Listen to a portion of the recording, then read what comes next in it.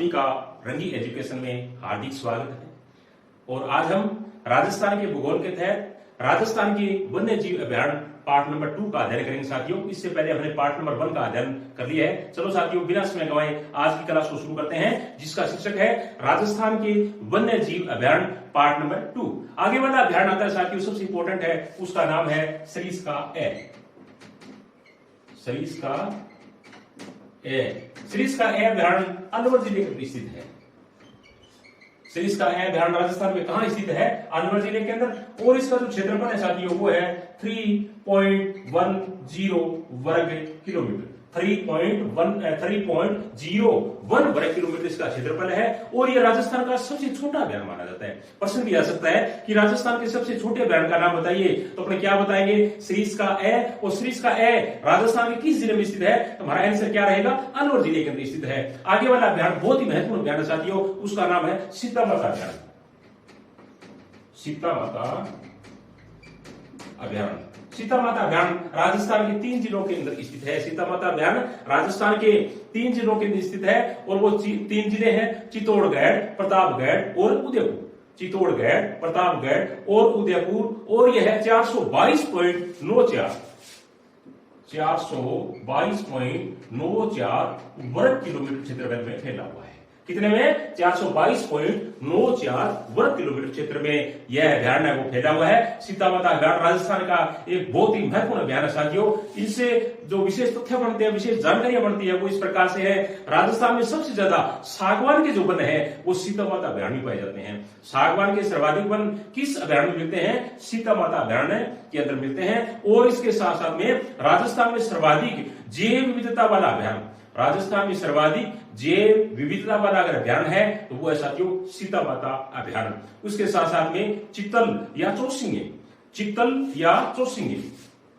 याद रखना, चित्तल या चौसिंगे की जो मातृभूमि है वो साथियों यही अभयारण्य माना जाता है। चित्तल की मातृभूमि किस अभयारण्य को माना जाता है? तो हमारा आंसर क्या रहेगा? सीता माता अभयारण्य को। और इसके साथ साथ में उड़न गिलहरी इसकी बहुत इंपॉर्टेंट विशेषता है। सबसे इंपॉर्टेंट विशेषता इसकी कि उड़न गिलहरी किस अभयारण्य में पाई जाती है? उड़ने वाले जो गिलहरी है वो राजस्थान में एकमात्र अभयारण्य सीता माता अभयारण्य है जिसके अंदर क्या है कि मिलती है। और इसके साथ साथ में हिमालय पर्वतमाला के बाद सर्वाधिक जो वनौषधि है वो क्या है कि सीता माता अभयारण्य के अंदर ही मिलती है। याद रखना, हिमालय पर्वतमाला के बाद में सबसे ज्यादा अगर वनों की औषधि है वो सीता माता अभयारण्य के अंदर ही मिलती है। और इसके यहाँ एक लवकुश नाम करके झरना है, जिसमें एक में ठंडा पानी आता है और दूसरे में गर्म पानी आता है। और जाखम नदी व जाखम बांध इसी अभयारण्य के अंदर स्थित है। और यहाँ एक सीता माता का मंदिर भी बना हुआ है। बहुत इंपॉर्टेंट अभयारण्य साथियों राजस्थान का सीता माता अभयारण्य। आगे वाला अभयारण्य का नाम है रामगढ़ विषधारी अभयारण्य। रामगढ़ विषधारी अभयारण्य बहुत ही महत्वपूर्ण। रामगढ़ विषधारी अभयारण्य बूंदी जिले के अंदर स्थित है। रामगढ़ विषधारी अभयारण्य राजस्थान के किस जिले में स्थित है? तो हमारा आंसर क्या रहेगा? बूंदी जिले के अंदर स्थित है। और सबसे इंपॉर्टेंट जो बात है इनकी वो ये है कि सांपों के लिए प्रसिद्ध है। ये रामगढ़ विषधारी अभयारण्य किसके लिए प्रसिद्ध है? सांपों के लिए। सांपों के लिए ये बहुत ज्यादा यहाँ सांप मिलते हैं। इसलिए जब कभी आपको घूमने का क्या है कि मौका मिले रामगढ़ विषधारी अभयारण्य के अंदर, तो साथियों ध्यान रखना यहाँ बहुत सारे क्या है कि सांपों की प्रजातियां वो पाई जाती है। और इसके साथ साथ में इनको रणथंभौर के बाघों का जच्चाघर कहा जाता है। रणथंभौर के बाघों का जच्चाघर किस अभयारण्य को कहा जाता है? रामगढ़ विषधारी अभयारण्य को। और यह राज्य का चौथा टाइगर रिजर्व घोषित किया गया साथियों। अभी ताजा इसको क्या है कि राजस्थान का चौथा टाइगर रिजर्व घोषित किया गया 5 जुलाई 2021 को। कब है? 5 जुलाई 2021 को इसको टाइगर रिजर्व का दर्जा दिया गया। चौथा राजस्थान का टाइगर रिजर्व का नाम बताइए, तो हम क्या बोलेंगे? रामगढ़ विषधारी अभयारण्य। आगे वाला अभयारण्य भी अपना बहुत महत्वपूर्ण स्थान रखता है साथियों, उसका नाम है माउंट आबू अभयारण्य। क्या नाम है? माउंट आबू अभयारण्य राजस्थान के सिरोही जिले के अंदर स्थित है। बहुत ही बढ़िया प्रश्न है। माउंट आबू अभयारण्य राजस्थान के किस जिले में स्थित है? सिरोही जिले के अंदर स्थित है। और यह राजस्थान का सर्वाधिक ऊंचाई पर बना हुआ अभयारण्य है। राजस्थान में सर्वाधिक ऊंचाई पर बना हुआ अभयारण्य कौन सा है? तो हमारा आंसर क्या रहेगा? माउंट आबू अभयारण्य। और मुख्यतः ये 2 जीवों के लिए प्रसिद्ध है। एक है जंगली मुर्गे और दूसरा है साथियों भालू। जंगली मुर्गे व भालू के लिए प्रसिद्ध है माउंट आबू अभयारण्य। जब भी आप कभी माउंट आबू घूमने जाओ, अक्सर क्या है कि आपको जंगली भालुओं के जंगल के अंदर दर्शन हो जाएंगे, और साथ में यहाँ पर क्या है कि बहुतायत संख्या के जंगली मुर्गे वो भी पाए जाते हैं।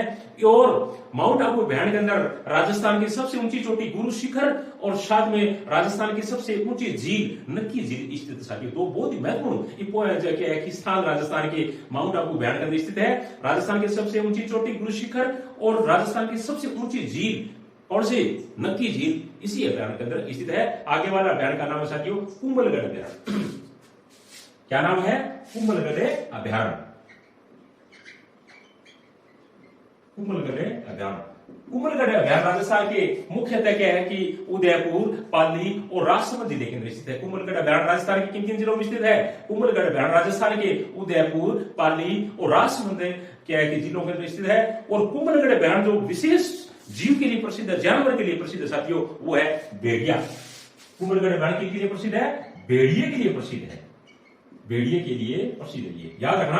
राजस्थान का एकमात्र ऐसा अभयारण्य जब सर्वाधिक संख्या में भेड़िए मिलते हैं, तो अभयारण्य कौन सा है? कुंभलगढ़ अभयारण्य। और इसके साथ साथ में यहाँ चंदन के वृक्ष भी पाए जाते हैं, और कुंभलगढ़ का दुर्ग भी है, यहाँ पे रणकपुर के जैन मंदिर भी है, और परशुराम महादेव का मंदिर भी स्थित है।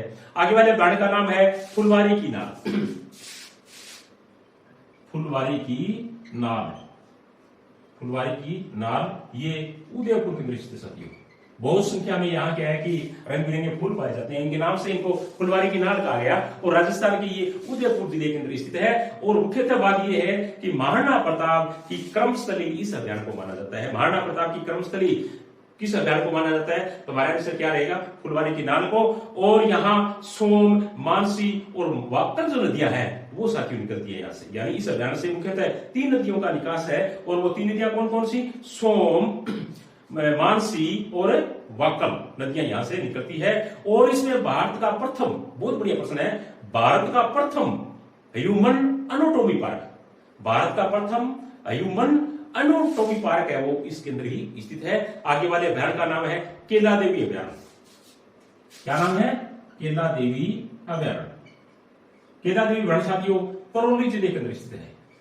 करौली जिले के अंदर स्थित है केला देवी अभयारण्य। और मुख्यतः ये धोंक के जो वृक्ष होते हैं उनके लिए क्या है प्रसिद्ध है। केला देवी अभयारण्य के अंदर मुख्यतः जो वृक्ष मिलता है वो कौन सा वृक्ष मिलता है? तो हमारा आंसर क्या रहेगा? धोंक के वृक्ष वो यहाँ पे मिलते हैं। आगे वाले अभयारण्य का नाम है टोटगढ़ रावली अभयारण्य। क्या नाम है? टोटगढ़ रावली अभयारण्य। टोटगढ़ रावली अभयारण्य मुख्यतः राजस्थान के 3 जिलों के अंदर है, अजमेर, पाली और राजसमंद के अंदर। कौन कौन से जिले? अजमेर, पाली और राजसमंद में फैला हुआ है ये। और ये कर्नल जेम्स टोड जो बहुत बड़े विद्वान थे उनके नाम से क्या है कि इस अभयारण्य का नाम है वो रखा हुआ है। और एकमात्र ऐसा अभयारण्य साथियों ये जो 3 संभागों के अंदर फैला हुआ है। याद रखना, एकमात्र ऐसा अभयारण्य राजस्थान का जो 3 संभागों के अंदर फैला हुआ है, उस अभयारण्य का नाम है टोटगढ़ रावली अभयारण्य। आगे वाले अभयारण्य बहुत ही महत्वपूर्ण अभयारण्य साथियों, उसका नाम है राष्ट्रीय चंबल घड़ियाल अभयारण्य। राष्ट्रीय चंबल घड़ियाल अभयारण्य।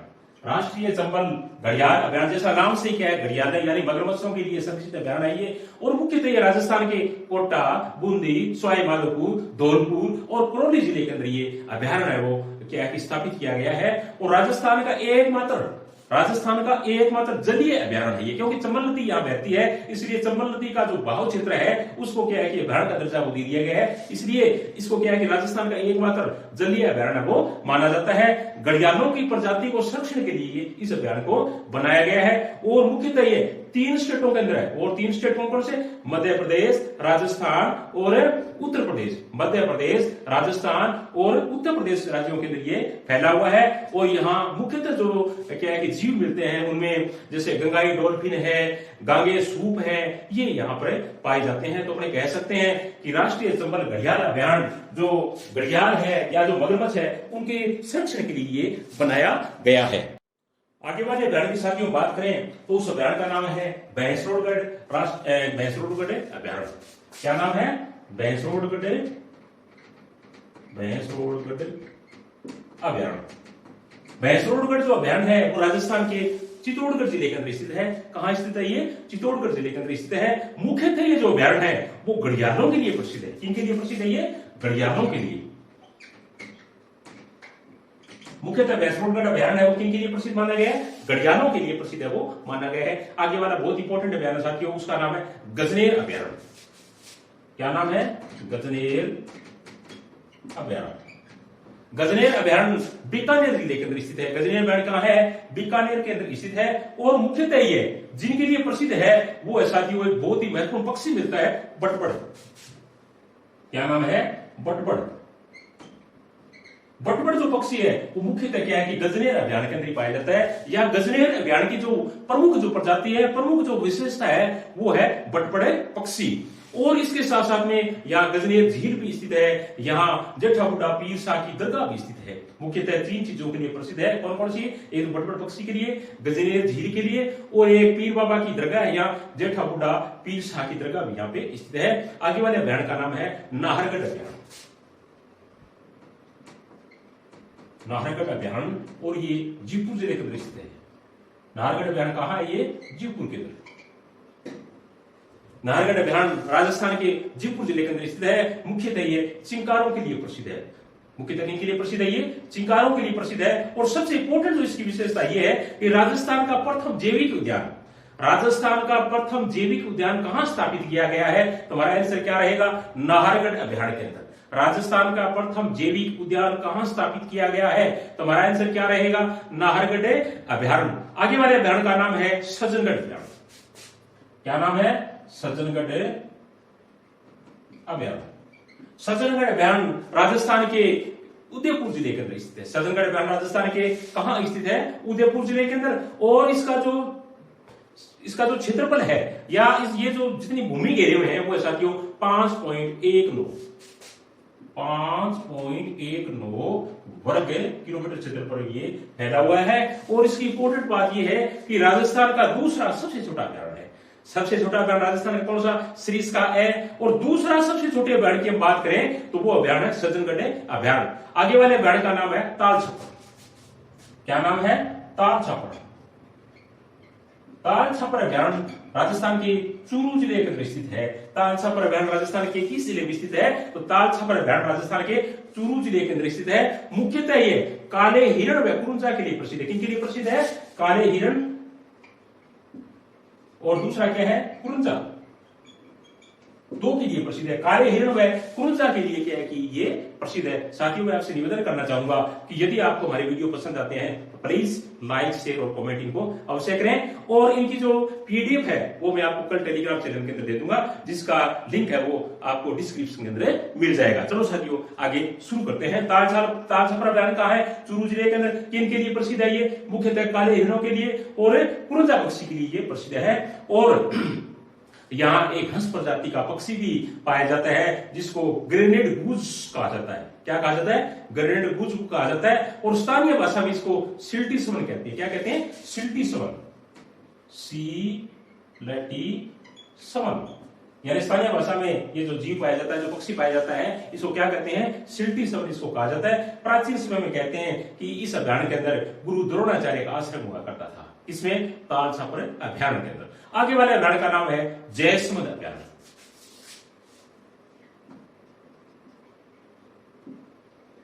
जयसमंद अभयारण्य। और जयसमंद जो अभयारण्य है ये राजस्थान के उदयपुर जिले के अंदर स्थित है। जयसमंद अभयारण्य राजस्थान के जिले में स्थित है। जयसमंद अभयारण्य राजस्थान के उदयपुर जिले के अंदर स्थित है। मुख्यतः इसकी जो विशेषता है वो ये है कि एक तो ये बघेरों के लिए प्रसिद्ध है। इनके लिए प्रसिद्ध है? बघेरों के लिए प्रसिद्ध है। और जयसमंद अभयारण्य है, इसके अंदर एक झील पाई जाती है जिसका नाम है जयसमंद झील। तीसरा इसका सबसे इंपॉर्टेंट पॉइंट बनता है वो ये है कि इसको जलचरों की बस्ती कहा जाता है। जलचरों की बस्ती, ये जलचरों की जो बस्ती है, जलचरों की बस्ती के नाम से ये प्रसिद्ध है या फेमस है। आगे वाले अभयारण्य का नाम है बंद बारेठा अभयारण्य। बंद बारेठा अभयारण्य।